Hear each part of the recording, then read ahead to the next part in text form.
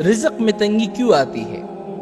آج کل ہر بندہ پریشان ہے، کاروبار بند ہے، بے روزگاری ہے، ہر طرف پریشانی ہے۔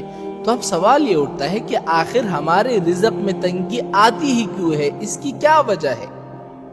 تو میرے بھائیوں، 4 باتیں میں آپ کے سامنے رکھوں گا۔ اگر ان 4 باتوں پر آپ کا مکمل ایمان ہوگا، یقین ہوگا، تو انشاءاللہ آپ کے رزق میں کبھی بھی تنگی نہیں آئے گی۔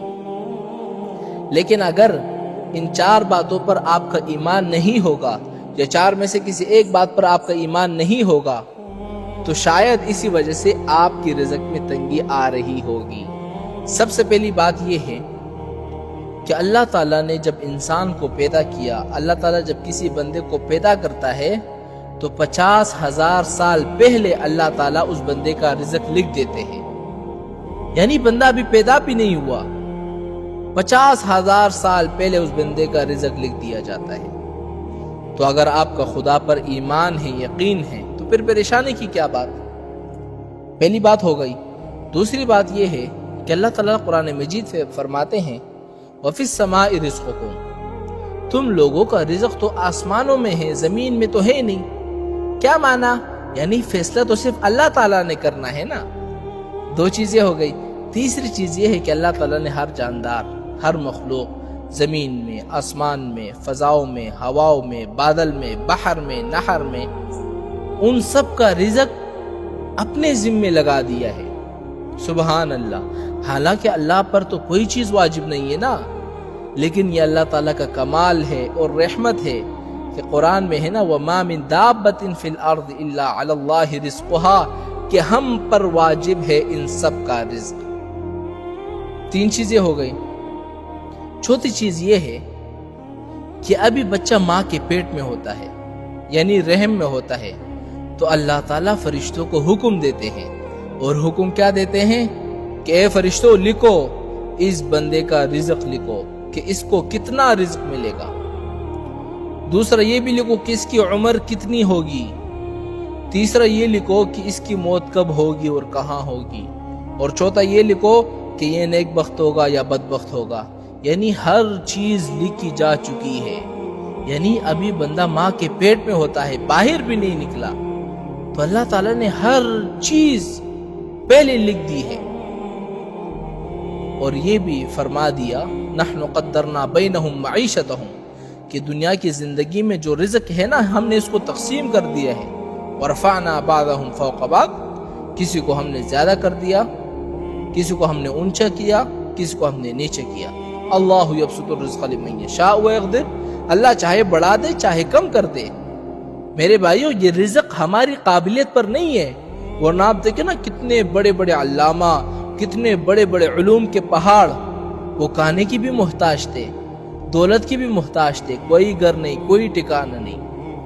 تو اگر ہمیں اللہ کی ذات پر ایمان ہے اور اللہ کے فیصلوں پر اگر ہمیں یقین ہے، تو پھر پریشان ہونے کی کوئی بات نہیں ہے۔ اس لیے ایک روایت میں آتا ہے نا کہ انسان کو جیسے اس کی موت ڈھونڈتی ہے نا، رزق بھی ڈھونڈتا ہے۔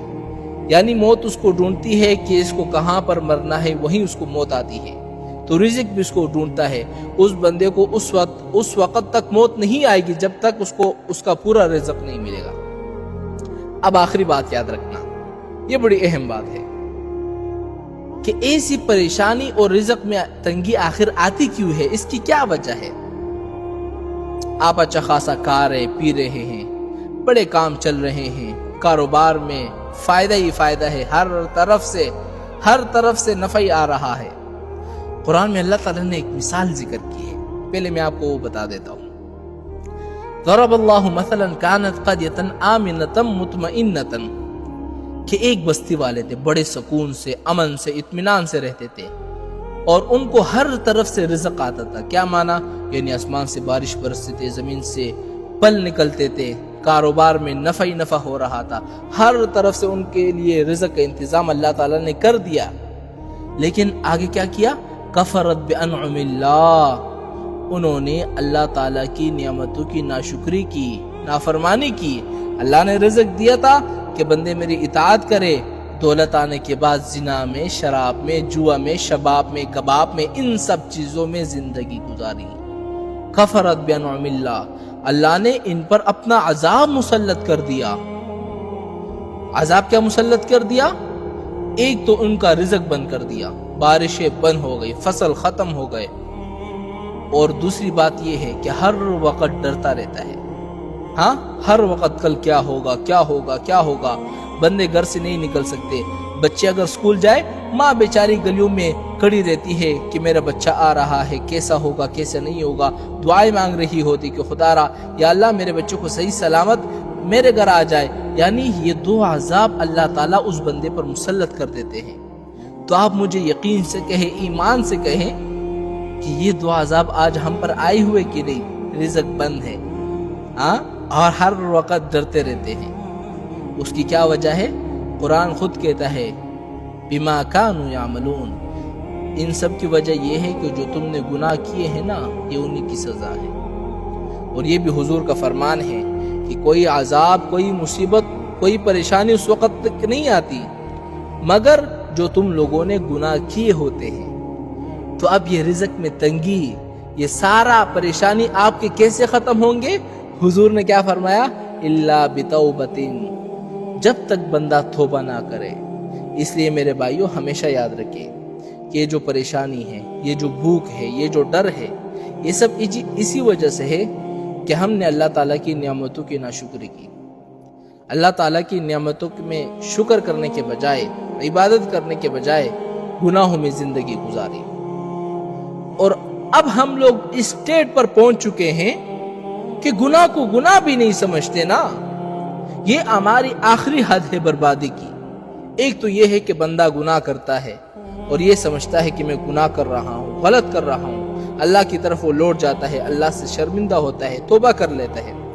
لیکن ایک ہے جو گناہ کو گناہ بھی نہیں سمجھتا، فخر کرتا ہے کہ جی ہم تو انجوائے کر رہے ہیں۔ آج شادیوں پر، بڑے بڑے ہوٹلوں میں، کلبوں میں، آج بڑے بڑے پارٹیوں میں ایسے ایسے گناہ ہو رہے ہیں کہ ایسا معلوم ہوتا ہے کہ ابلیس ان علاقوں سے چھٹی کر گیا ہے۔ یعنی ابلیس بھی کہتا ہوگا، شیطان بھی کہتا ہوگا کہ اب میری یہاں پر ضرورت نہیں ہے، یہ لوگ تو پہلے سے بھٹکے ہوئے ہیں، یہ تو اتنے بھٹکے ہوئے ہیں، یہ تو مجھ سے بھی زیادہ بھٹکے ہوئے ہیں۔ تو ان سب کا علاج کیا ہے؟ ان سب کا علاج یہ ہے کہ اللہ تعالیٰ کی قدرت پر یقین رکھو، اللہ تعالیٰ کی رحمت کی طرف لوٹ آؤ، اللہ تعالیٰ کے دروازے پر آؤ، توبہ کرو اور آ کر گر گڑاؤ، اللہ سے مانگو، عاجزی سے مانگو۔ توبہ کرو گے انشاءاللہ میں کہ گارنٹی دیتا ہوں رزق میں تنگی ختم ہو جائے گی۔